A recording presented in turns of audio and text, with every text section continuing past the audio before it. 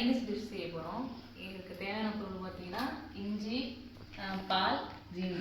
இது 3 வச்சுவே சூப்பராக பண்ணலாம்.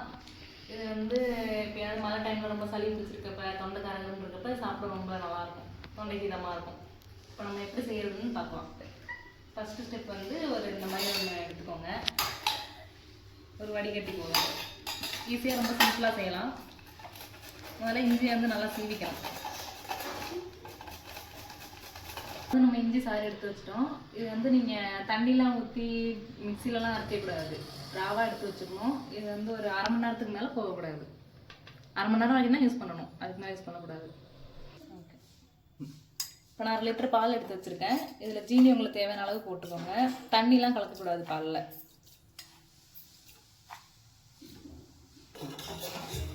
ஃபஸ்ட்டே ஜீனி போட்டு இது மாதிரி கலந்து வச்சுக்கோங்க.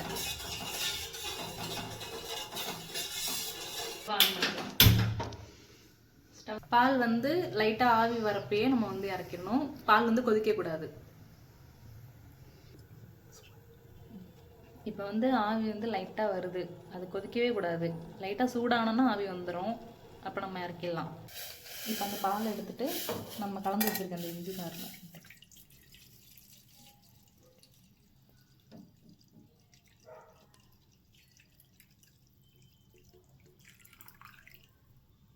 இப்போ நம்ம இந்த இஞ்சி சாறில் பாலை வந்து ஊற்றிட்டோம். ஒரு 4 நிமிஷம் அப்படியே விட்டிங்கன்னா அது வந்து கேக் மாதிரி கெட்டியாயிடும்.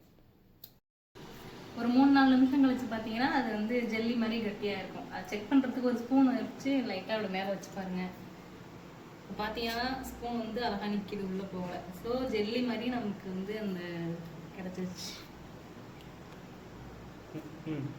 இப்போ வந்து நான் அந்த இஞ்சி பால் ஸ்வீட் எடுத்து சாப்பிட போகிறேன்.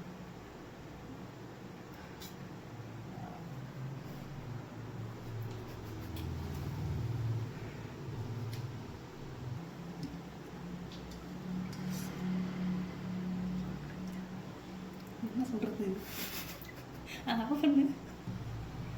இது மாதிரி உங்களுக்கு கெட்டியாக ஜெல்லி மாதிரி வரும். குழந்தைங்களாம் ரொம்ப விருப்பப்பட்டு சாப்பிடுவாங்க. ட்ரை பண்ணி பாருங்கள்.